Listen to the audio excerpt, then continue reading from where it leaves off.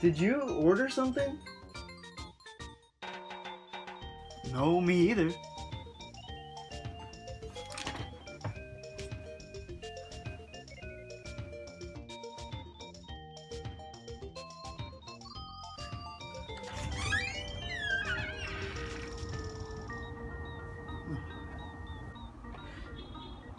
Oh no.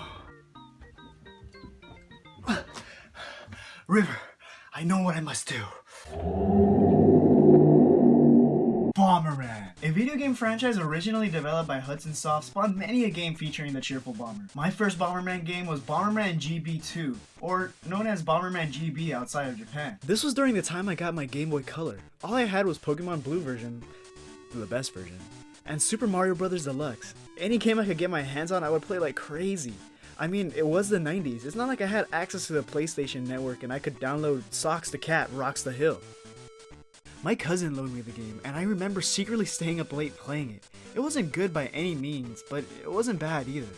Bomberman games never strayed too far from the original formula of being an explorative maze puzzler. Except for this one, I don't know what happened here. From the mid-80s through today, Bomberman is one of the most commercially successful video game franchise. May you rest in peace, Hudson Soft. Rest in peace. So today we're gonna look at Bomberman 64. Surprise, it's for the N64. What a genius name. Oh man, I remember this. This intro reminded me of the cheesy Saturday cartoons I grew up with. Explosions, villains.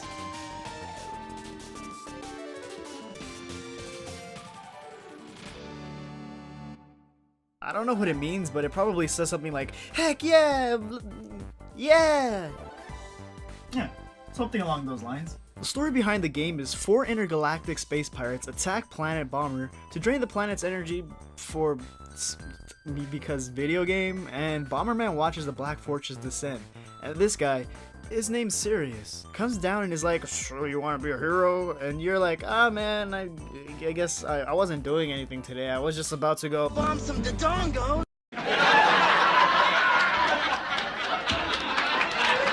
The game is set up where you travel through 4 areas, each with a different theme and a different magical MacGuffin you have to destroy before proceeding to the final area. The game tries to keep a top-down perspective, but with one fatal flaw. The camera is busted. The camera keeps a top-down perspective, yet with the transition from 2D to 3D, foreign objects get in the way and you get killed. Let's talk controls. Bomberman can move in 8 different directions, but he's so slow. And it also doesn't help that the camera can only move in 4 directions.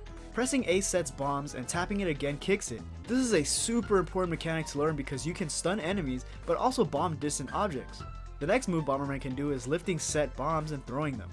But the most critical move Bomberman can perform is an auto bomb lift. Holding A and B makes him lift a bomb out of nothing. You'd have to stumble across this move accidentally or find Altair hidden in some obscure part of the level for him to explain it to you. In other words, the controls are bad. Across the 4 areas, there are 4 levels with a boss at the last stage. I have to say, the bosses in the game are the best part. It feels like classic Bomberman. Draco is a blue dragon who breathes fire and you battle him on top of a tower with clouds. So cool! Leviathan is a giant anglerfish living in the sewers who makes waves and splashes water onto Bomberman, trying to knock him off the raft. You have to pump up bombs to hit him in order to deal any significant damage. Hades is a mech piloted by one of the pirates, Orion, within the heart of the volcano, surrounded by lava on a small platform. It's pretty epic. This battle actually gave me a lot of trouble. The way he punches into the foreground actually makes it hard to read his attacks. But it only took me 2 hours before I could. Mantis is the 4th boss and probably my favorite. You have to blow apart his icy armor before dealing real damage. In fact, the whole aesthetic in the atmosphere of the 4th area is pretty freaking cool. No pun intended. We made it to the final area. The culmination of Bomberman's journey to save his planet nears its end. Let's get serious!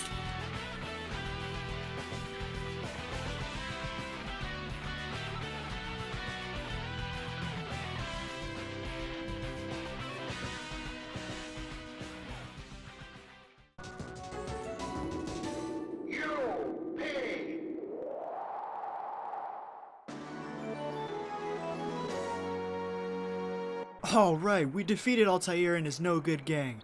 You were really disappointing, Bomberman. Well, see you later. Phew, that was close.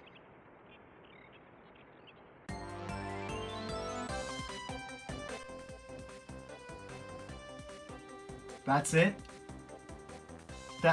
That's it?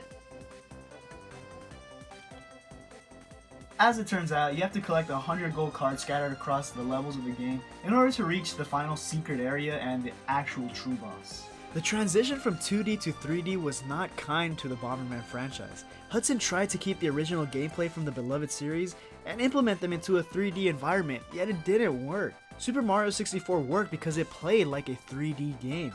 Kirby 64 worked because it was a 2D side-scroller. Well, you tried, Bomberman 64. It wasn't good enough, but you tried.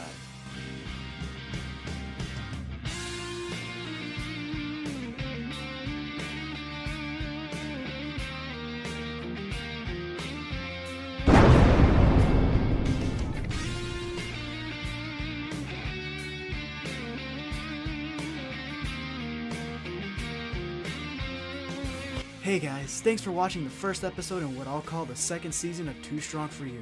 I love making these videos and sharing my experiences with you guys. I do it all for the love of gaming.